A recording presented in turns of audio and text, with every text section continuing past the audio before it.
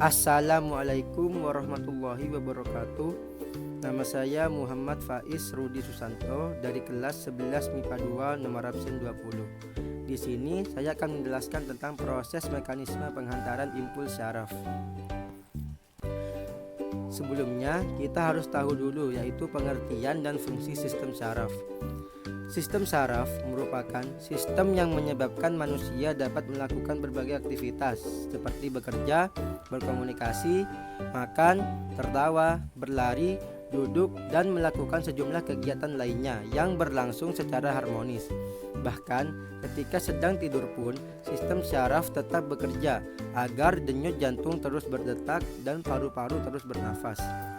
Beberapa fungsi sistem syaraf pada manusia adalah sebagai berikut. Yang pertama, mengatur organ-organ atau alat-alat tubuh agar terjadi keserasian kerja. Yang kedua, menerima rangsangan sehingga dapat mengetahui dengan cepat keadaan dan perubahan yang terjadi di lingkungan sekitar. Yang ketiga yaitu mengendalikan dan memberikan reaksi terhadap rangsangan yang terjadi pada tubuh. Selanjutnya yaitu mekanisme penghantaran impuls. Yang pertama, penghantaran impuls melalui sel saraf.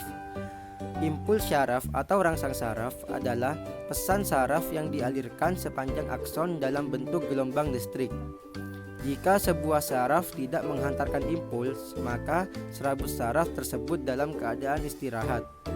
Saat serabut saraf dalam keadaan istirahat atau mengalami polarisasi, yaitu keadaan di mana sel reseptor tidak mengalami rangsangan, membran luar serabut saraf akan bermuatan positif dan membran dalam akan bermuatan negatif.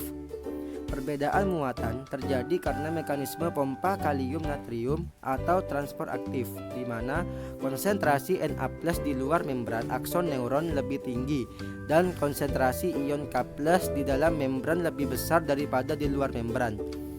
Jika terjadi rangsangan, maka akan terjadi depolarisasi atau potensial aksi.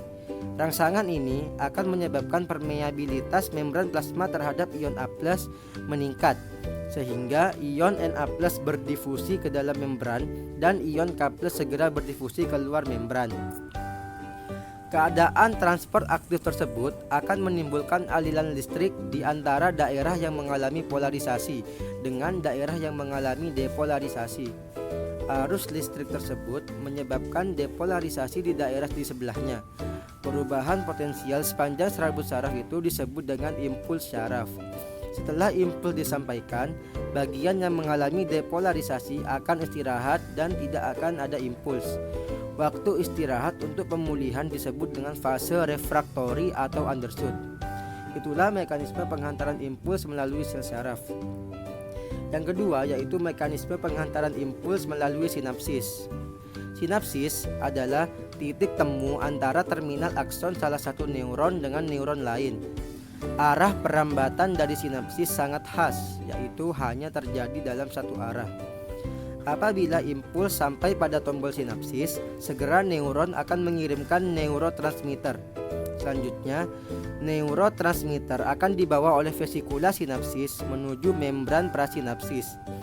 Kedatangan impuls tersebut membuat permeabilitas membran prasinapsis terhadap ion Ca2+ meningkat atau terjadi depolarisasi, sehingga ion Ca2+ masuk dan merangsang vesikula sinapsis untuk menyatu dengan membran prasinapsis. Bersamaan dengan kejadian tersebut, neurotransmitter dilepaskan ke dalam celah sinapsis melalui eksositosis. Dari celah sinapsis tersebut, neurotransmitter ini berdifusi menuju membran pasca sinapsis. Nah, setelah impuls dikirim, membran pasca sinapsis akan mengeluarkan enzim untuk menghidrolisis neurotransmitter. Enzim tersebut misalnya enzim asetilkolineterase yang menghidrolisis asetilkolin menjadi kolin dan asam etanoat. Oleh vesikula sinapsis, hasil hidrolisis atau kolin dan asam etanoat akan disimpan sehingga sewaktu-waktu bisa digunakan kembali. Nah, dari penghantaran impuls melalui dua cara tersebut akan nampak gerakan pada anggota tubuh yang dimanifestasi sebagai alur impuls gerakan. Mungkin sekian yang dapat saya sampaikan, kurang lebihnya mohon maaf. Wassalamualaikum warahmatullahi wabarakatuh.